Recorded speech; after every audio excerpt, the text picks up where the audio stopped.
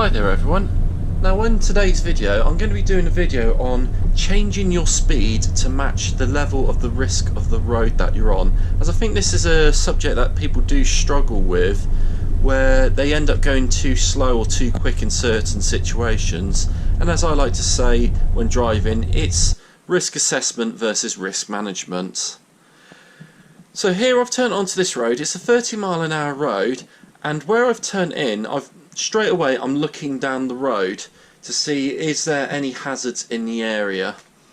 So as I've turned into this road, I've noticed there's a parked van on the left, but I've also noticed that there are no vehicles coming towards me.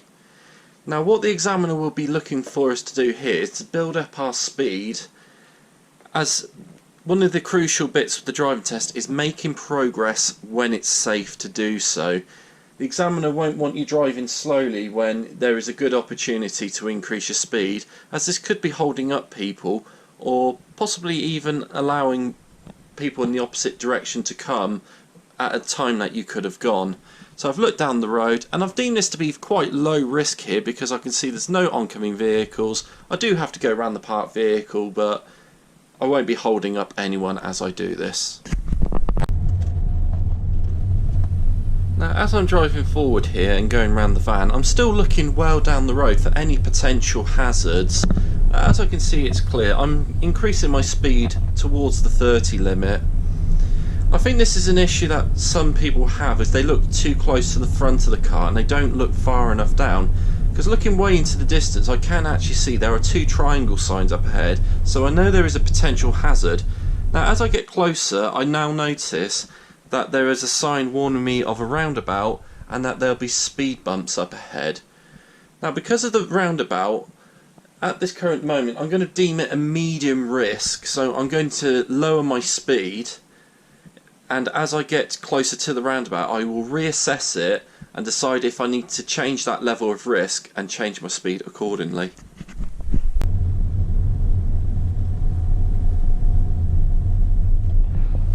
Now as I'm approaching the roundabout, I'm starting to look out for traffic from my right, but as I've paused the video here, you'll notice that I'm around about 2 to 3 car lengths away from the roundabout, and the hedge on the right is really restricting my view. So I've deemed this to be a very high risk approaching this roundabout, so I'm going to slow my speed right the way down into first gear, around about 5 to 10 miles an hour.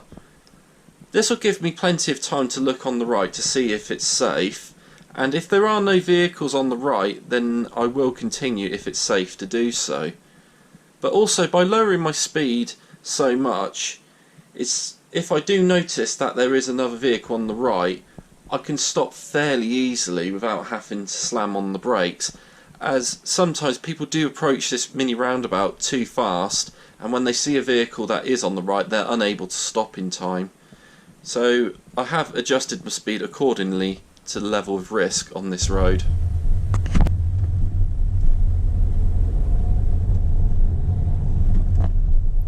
Now as I've moved forward, I've noticed that there are zigzag lines here, so that's saying that I'm on the approach to a crossing, but as I look further forward, I've noticed that it is in fact a zebra crossing, so I must give way to pedestrians. I can see that there is a pathway on the left, so pedestrians may come out with very short notice from my left hand side, and as I go forward here, if you look very carefully, you'll notice that there is a small child by the green box. So this is another incident where I've deemed it to be quite high risk, as young children can be very unpredictable. So again, I'm going to keep my speed down, so if that child does anything, that I'll be able to react in time.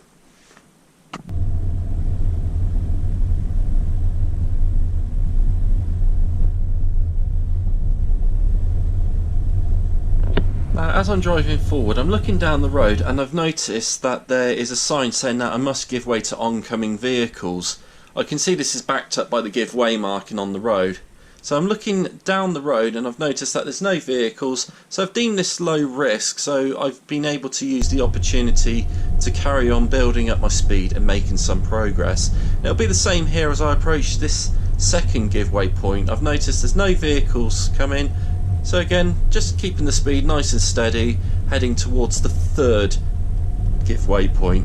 Now as I've approached the third giveaway point, I've noticed that there are parked vans shortly after the giveaway line. So I've deemed this to be a medium risk. So I have adjusted my speed because my visibility is not completely clear, but I know that if I do continue forward and if there is another vehicle coming towards me, I can see there is space to pull in behind the van.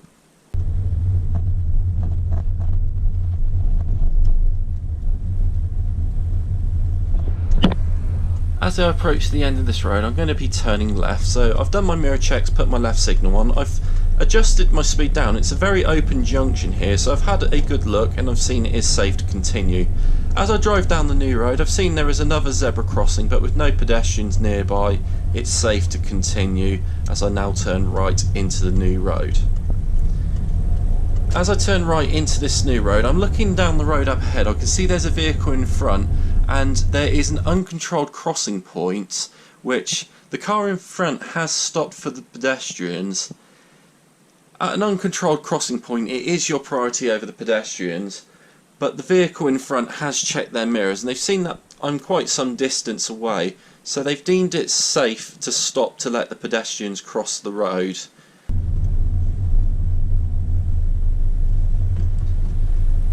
As we go past the uncontrolled crossing point, I've noticed that there is a parked vehicle on the left.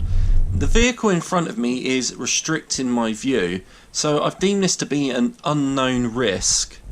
So what I've decided to do is to keep my speed nice and steady, and I've moved slightly over to the left. That has helped my visibility through the gap with the vehicle in front, and I've actually noticed there is an oncoming vehicle. Due to the vehicles being parked on my side of the road, I must give priority to the oncoming vehicle, so I have decided to stop and hold back rather than follow the car through. I do find this is quite a common mistake, as people do tend to follow exactly what the car in front has done, even when it is not safe to continue.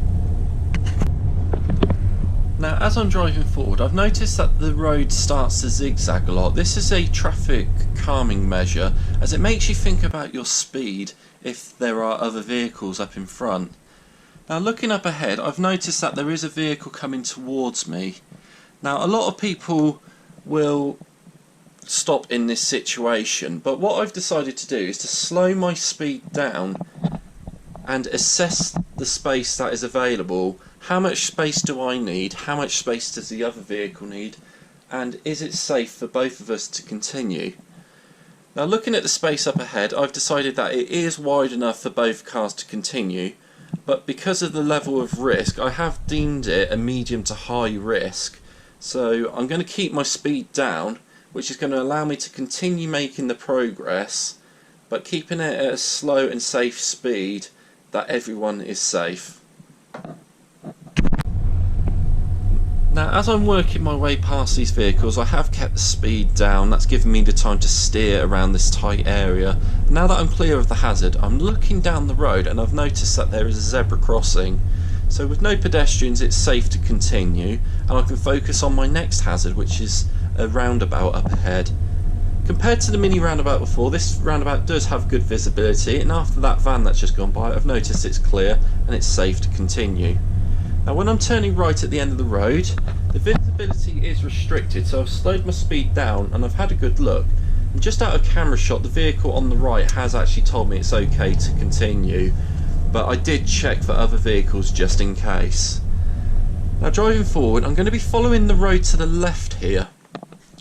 Now I don't need to use my signal as the road continues to the left, but I can't see round the corner of these houses. So I've deemed this to be quite a high risk because it's a residential area, could be pedestrians, particularly young children. The road is quite narrow, so there could be an oncoming vehicle. So I've decided that this is a very high risk, so I'm going to keep my speed down. Now something you may have done on country roads with your instructor is something called limit points, which is where there is an imaginary target in front of you that only goes as far is your visibility.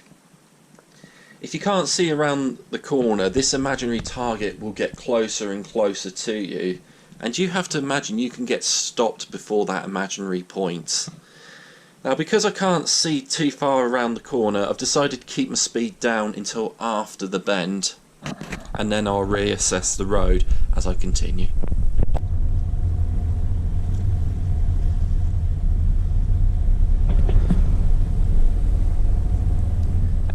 So I hope this short video has helped you understand how to manage risks in certain situations.